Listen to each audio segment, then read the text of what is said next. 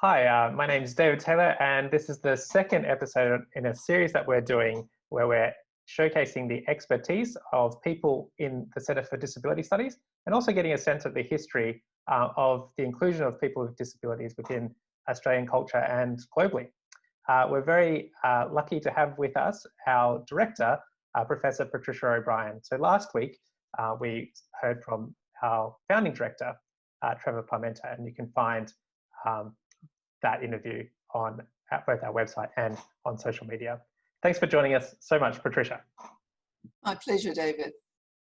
So, Patricia, you've been our director since 2009, is that correct? That's correct, yes. I suppose to get started, I was wanting to get a sense of what was your work in both kind of academic and other contexts prior to becoming our director? It's a long history.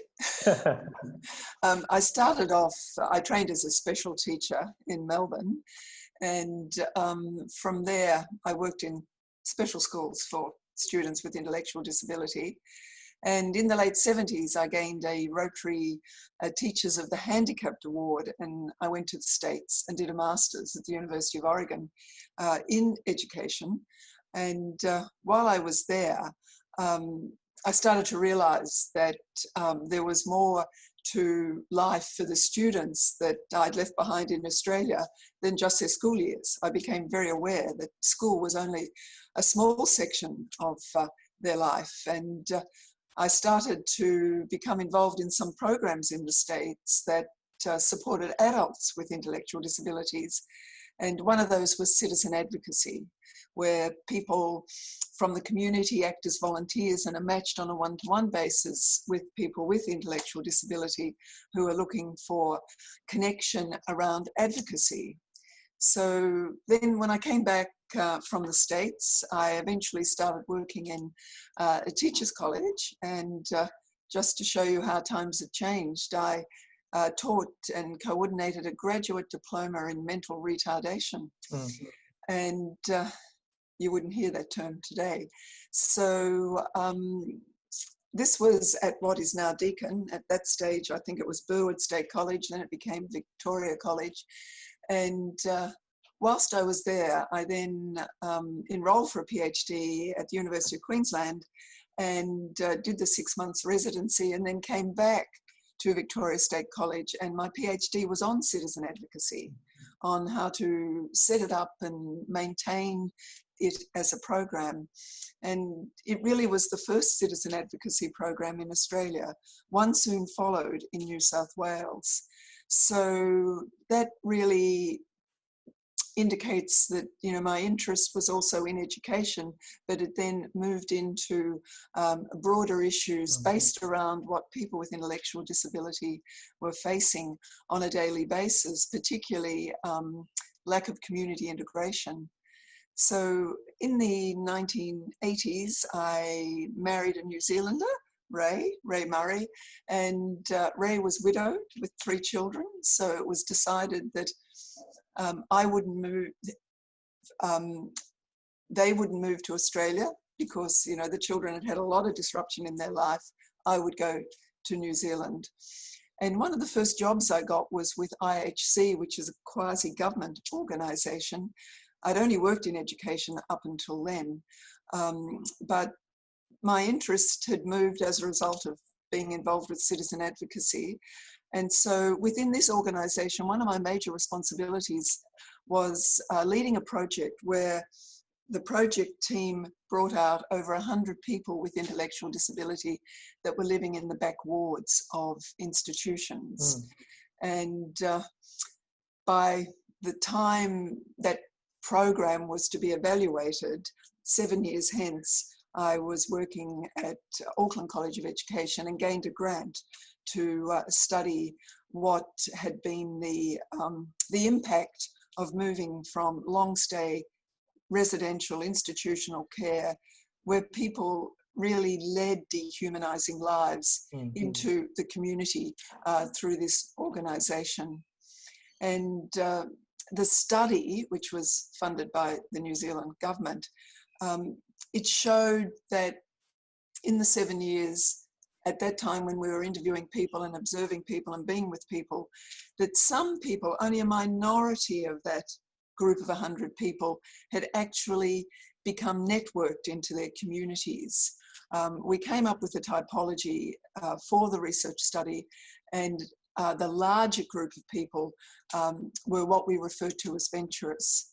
So people were living in the community, they were living in fantastic accommodation, but in terms of getting to know people within the community, neighbours, through clubs, through being integrated into community life, they were only venturing around the edges. Like they would get into a community form of transport. It could be, you know, some type of small car, go off to the local mall, have a coffee, walk around the mall, and then come back into the group home. So in terms of, you know, your comment that, you know, the interview is to also deep dive into how have we moved forward in this area of what I'm calling inclusion. I saw it firsthand from people moving out of institutions into the community, but the challenge was still, how can people be part of the community? You can be in the community, but you're not necessarily participating in it. So from Auckland, our first grandchild, Evie, who's now 19, was born in England. And Evie was eventually diagnosed with Rett syndrome. So Ray and I then, Ray had retired, but then the challenge was, wouldn't it be wonderful to be with the family to support them in Evie's early years? So the deal was, if I could get a job in Europe, we would go. And the gods were looking after us, because I applied for a job at Trinity College Dublin. And you know, I got it. And so we moved to Ireland, and that meant that the family were just across the Irish Sea in southern England. And Ray spent a lot of time with the family when Evie was younger. But the experience at Trinity was very amazing. I was there, we were there for 5 years.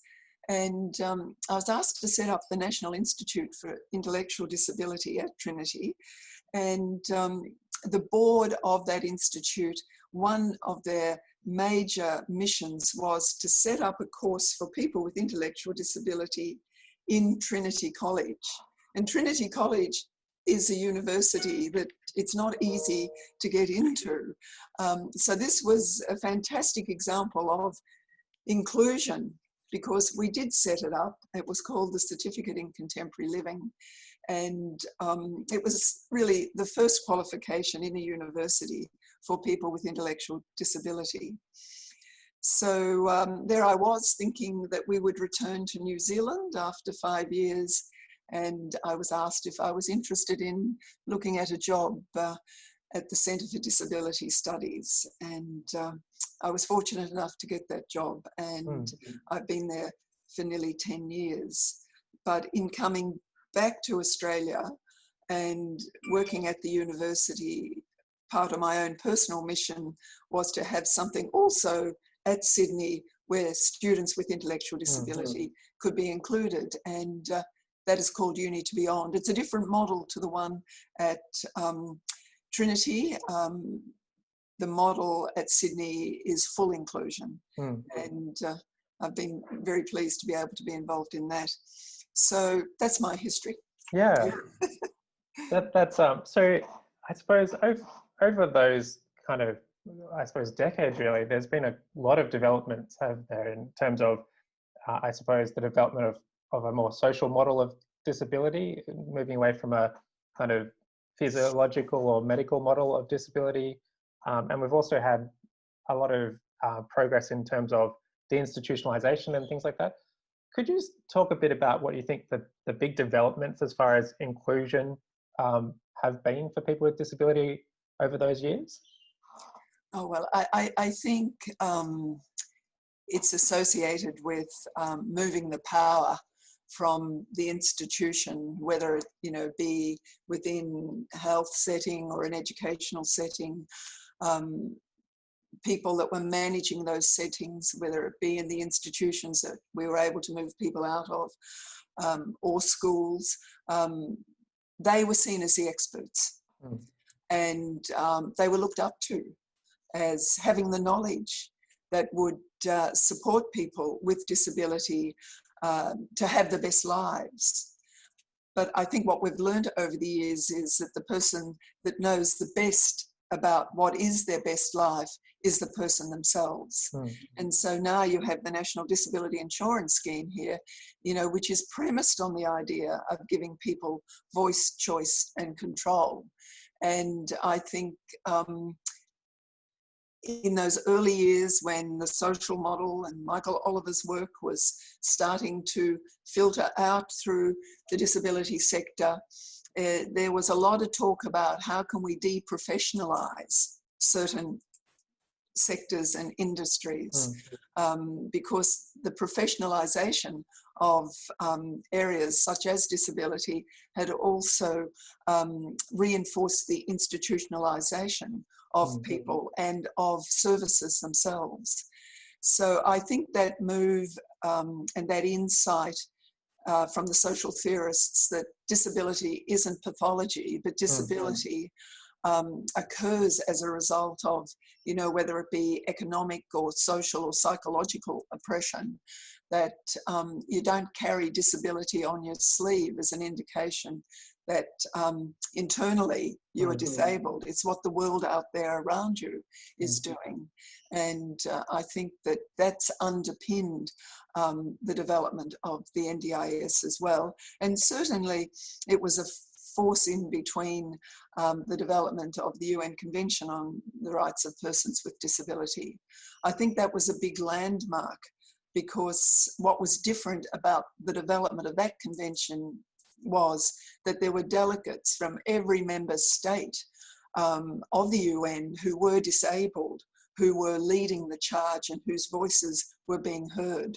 So I think, to answer your question, it's got something to do with sharing of the power and moving all decision-making about the lives of people with disability into their sphere, with them at the centre and or with support where and if needed. So it's kind of an elevation of lived experience as an authority, but specifically the lived experience of people with disabilities themselves.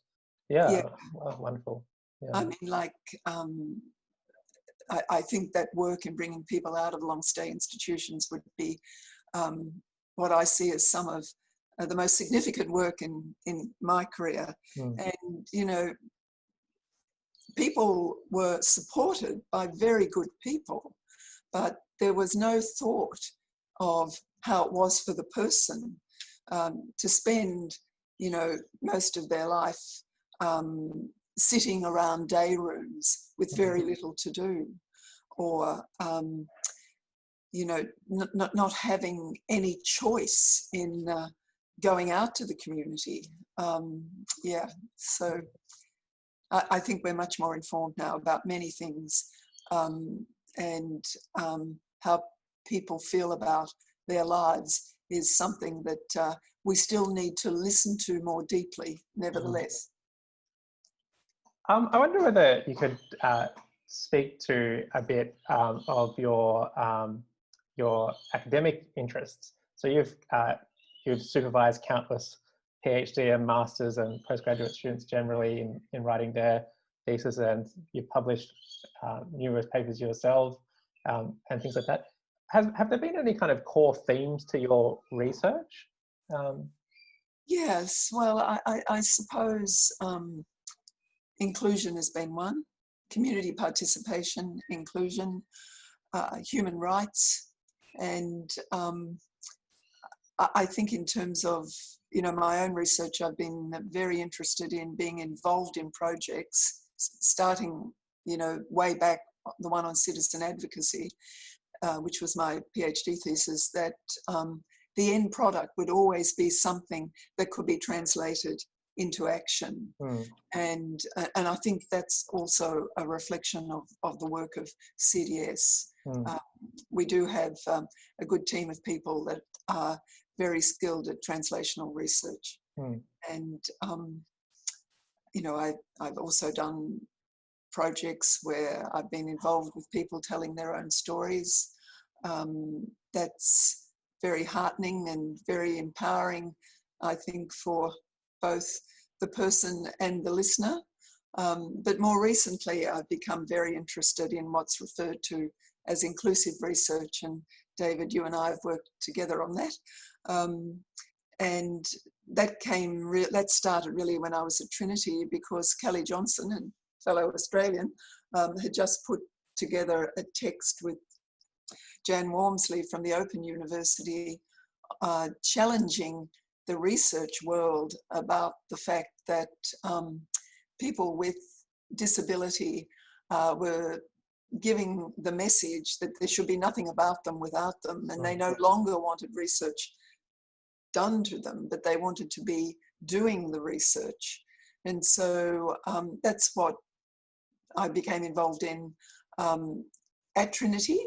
The European Union was a very generous fund, a research fund, and we won a fund to actually, a 4-year fund, to look at how we could set that up in Ireland. Mm. And as a result, I think the the research group that we have at CDS, that you coordinate now, has certainly come out of my earlier interests there. Yeah. Oh, wonderful. I suppose that kind of brings us quite neatly to our next question, which is, what would you say you're most proud of about the work of CDS? Well, there's many things to be proud of, but I think one of there's, you know, research projects that I could comment on, ARC research projects, there's evaluation work, there's a long history of doing quality of life work. We've had very, you know, well-renowned researchers in the area of employment. But I think what I'm most proud of really is that CDS attracts people that are passionate about ensuring that the world isn't such a vulnerable place for some people. And it has been a vulnerable place historically for people with intellectual disability.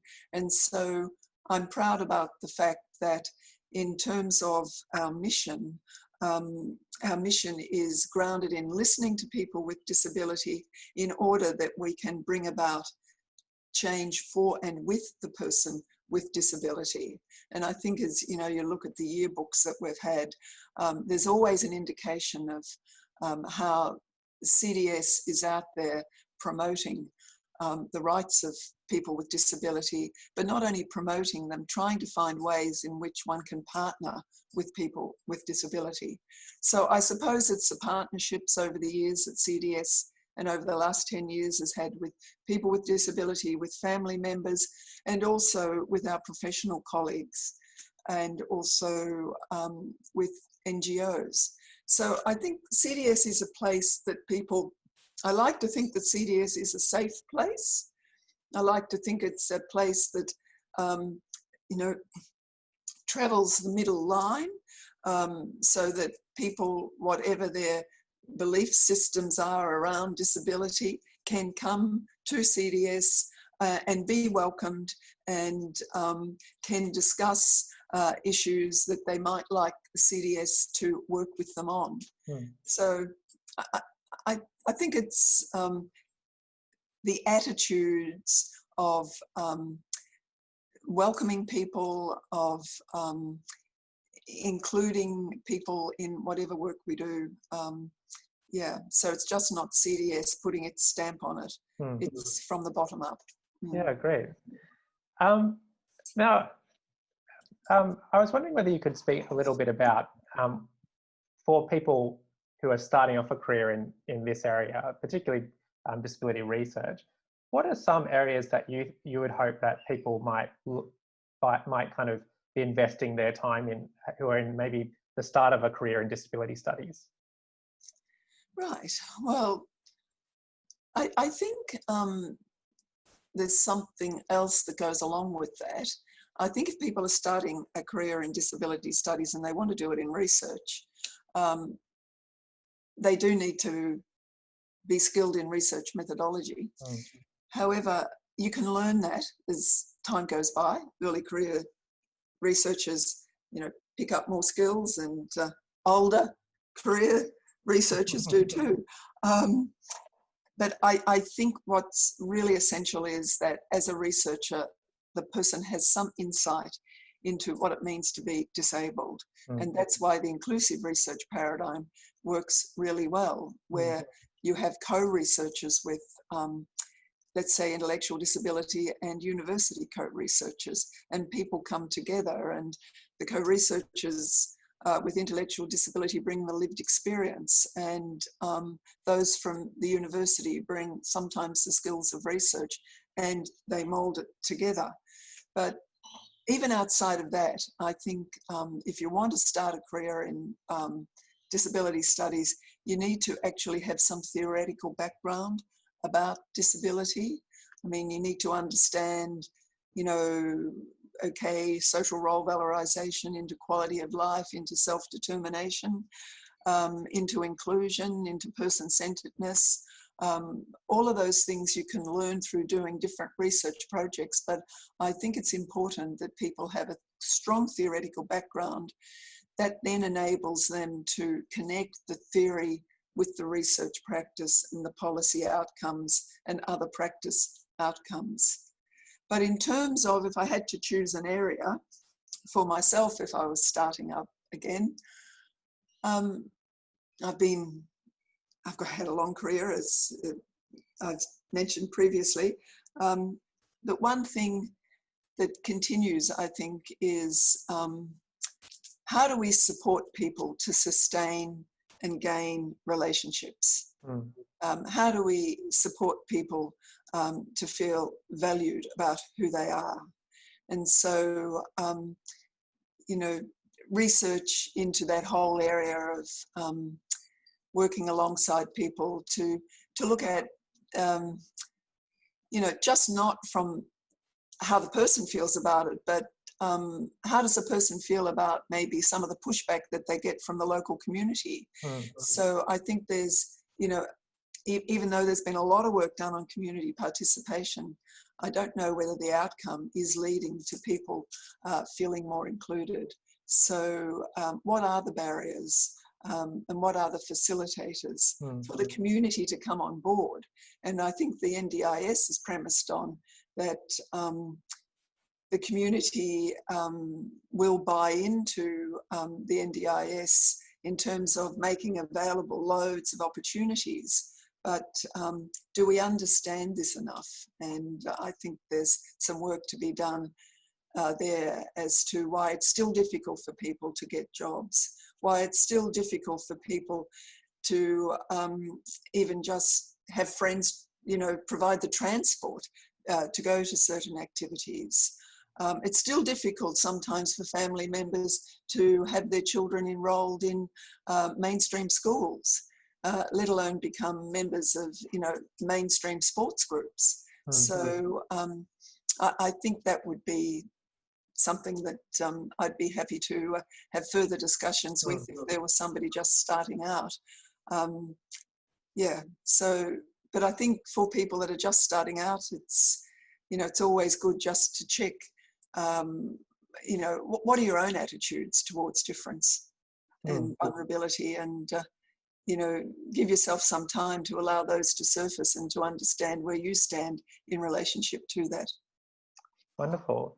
And just to finish off, this is a tricky question, but I wonder whether if there was one area that you'd like to see Australian society be more inclusive in for people with disabilities, what would it be?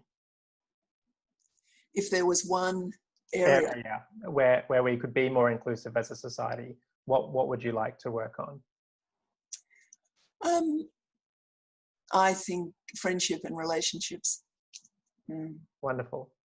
Yeah. Well, what a wonderful way to wrap it up. Well, thank you so much for spending this time with us, Patricia. It was a real treat, and yes, I hope everyone listening has enjoyed it too. Thanks a lot. Thank you, David, for the good selection of questions. Great.